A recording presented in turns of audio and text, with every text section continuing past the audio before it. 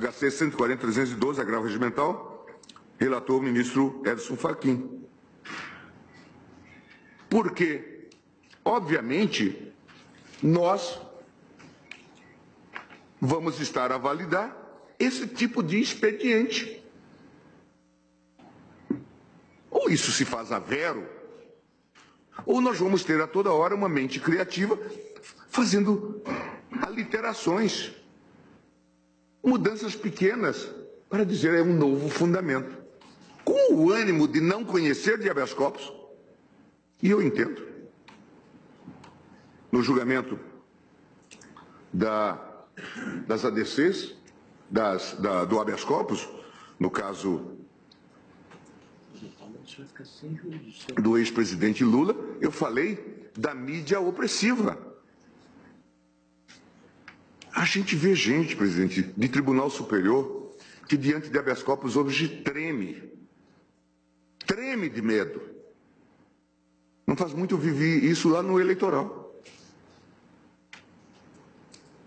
Implorei a um colega que trouxesse o caso Garotinho.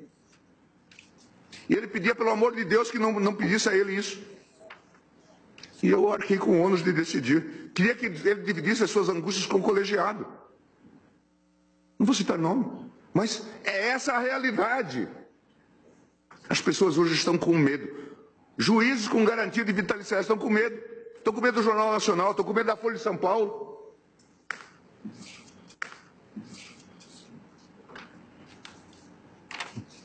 Fico honrado, me livrei dessa. E o melhor é me livrar dessa não conhecendo. Eu fico pensando, presidente, que tempos esquisitos, lidando com essa temática do habeas corpus. E o que se quer é criar um Estado policial, de fato, empoderar gente que já está totalmente empoderada. Presidente, esteve comigo quando se imaginava que ia julgar esse habeas corpus o doutor Batóquio. Isso nos idos do ano passado. E Sua Excelência, comentando comigo as dificuldades, dizendo, eu estou aqui porque eu fui constituído pelo doutor Palocci, mas estou deixando o caso. E estou deixando o caso, mas eu me sinto, até trouxe um advogado com ele, mas eu me sinto envolvido com esse caso. E por isso fiz questão de vir despachar. Mas eu estou deixando o caso por quê? Estou deixando o caso porque Curitiba assim exige. Palavras do doutor Batóquio. Curitiba assim exige. Doutor Palocci está querendo fazer negociação. Esse é um ponto importante, doutora Raquel, para prestar atenção para a necessidade da transparência desse processo. Curitiba assim exige. Por quê? Porque temos que escolher os advogados. E eu não sou bem visto nesta roda. Dizia claramente, portanto, Batóquio, para outras finalidades. O que acontece quando nós começamos a fazer aqui? Eu estou vendo. Portanto, aqui o que o doutor Batóquio fez, com a seriedade do grau, foi dizer que estavam escolhendo advogados para a delação, ou aqueles que não poderiam sê-lo. Veja aqui como esse sistema vai engendrando armadilhas. E na medida em que nós diminuímos a nossa competência, nós estamos alimentando. É o ovo da serpente. Uma notícia antiga, a doutora Raquel deve conhecer, de 13 de maio de 2017, na notícia painel, e essa história os advogados continuam falando sobre ela agora. Irmão de procurador da Lava Jato atua como advogado de defesa do marqueteiro João Santana. A história que corre, os advogados depois poderão confirmar ou não, é que esse doutor Castor, que vários dos processos tinham que passar pelo escritório do doutor Castor, que era irmão do procurador da República. É nesse contexto que nós temos que ver isso também, com a responsabilidade da política judiciária que nós temos. Se nós deixarmos de acompanhar esses... E depois, quando isto foi denunciado, de que este advogado era um advogado ativo nesta relação, se disse, continua-se a passar pelo escritório do Dr. Castor, só que agora de forma clandestina. Se nós começarmos a empoderar essa gente, não conhecendo a habeas corpus, impedindo, tornando isso uma corrida maluca do ministro Lewandowski, nós vamos estar empoderando. Não queria falar sobre isso mais de uma vez, doutora Raquel, mas a corrupção já entrou na Lava Jato, na Procuradoria. Ou alguém tem dúvida do episódio, hoje está nos jornais, da atuação de Fernanda Tortman e Marcelo Miller? O que decidirem será. Ainda ontem eu relatava na turma, presidente, estou mandando a Vossa Excelência amanhã, o episódio do auxílio moradia dos juízes no Rio,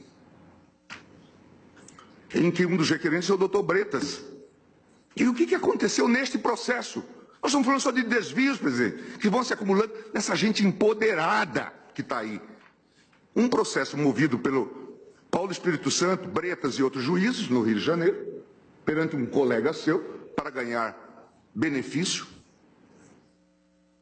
de auxílio moradia, embora vedado pelo CNJ. Ele não teve, houve a liminar concedida e depois o mérito. A AGU não recorreu. Também não houve recurso de ofício. E deram o processo como trânsito em julgado. Veja o empoderamento que está acontecendo, presidente. Isso pouco que a gente sabe. Pouco que a gente sabe da conversa com os advogados, que certamente têm todos os seus cuidados em relação a isso. Então, é grave a consequência, gravíssima a consequência. Estão a ocorrer. Que estão a ocorrer. O caso do doutor Castor lá em Curitiba, o caso Miller aqui. É notório que houve corrupção, evidente. E que essa dupla carioca já estava operando, Miller e Fernanda Tortman já estavam operando há muito tempo. Falam até de um affair. Ora, tudo isto, e nós estamos num certo autismo institucional, que é de Curitiba. Todos nós que conversamos com os advogados sabemos disto. Acho que a Procuradoria tem que tomar providências em relação a isso, aos fatos conhecidos. Mas não conhecer do habeas corpus aqui significa dar bioindemnidade para o arbítrio, seja de Moro, seja de Bretas, seja de qualquer juiz incumbido, e aos procuradores. É isso que acontece. Porque claro que hoje, os meus amigos do STJ, da Seção Criminal, ficam incomodados, mas hoje, nós já vimos agora, inclusive pela fundamentação, o STJ, nessas matérias politicamente mais densas e tensas, é um órgão de passagem. Então precisamos, presidente, meditar sobre a consequência do nosso ato aqui. Não. Ministro Gilmar, eu talvez pelo viés de ser juiz de carreira, eu nunca ouvi isso de maneira impunemente. Maneira impune. Você citou um personagem, eu nunca ouvi falar sobre esse doutor Castor. Eu acho que essas... Não, mas eu não quero reportagem. Eu acho que nós temos, como magistrados, de registrar essa sua fala e instaurar um procedimento para apurar isso. É o que eu estou pedindo à procuradora. Isso não pode ser ouvido assim, de maneira anódina, não. Somos juízes. Sim, claro. E é o que eu estou dizendo à procuradora. E o caso Miller, Vossa Excelência também ouviu falar. O caso Miller, Vossa Excelência ouviu falar. Mas pela imprensa, evidentemente, sim, claro. Sim. Só que nós não agimos de ofício, evidentemente. Temos que tomar O que não pode falar de forma anônima e de forma... Estou falando para a procuradora também. Acho seríssimo que vocês... Eu não estou, de forma alguma, colocando nenhuma observação que vocês... Só estou dizendo que o juiz não pode ouvir isso de forma passiva. Eu já disse, ministro Fux, que eu sou mau profeta. Porque, em geral, eu acerto as previsões. Péssimo profeta. Vossa Excelência se lembra que eu fui a voz que se levantou aqui contra o acordo Joesley-Janot. E falei de todas as peripécias. De quando apareceram fatos supervenientes, eu coadjuvei no sentido de que eles deviam mudar de domicílio. Essa é a discussão que está revezada quando se debate a questão do segundo grau. Na verdade, nós transformamos as prisões provisórias do Dr. Moro em prisões definitivas.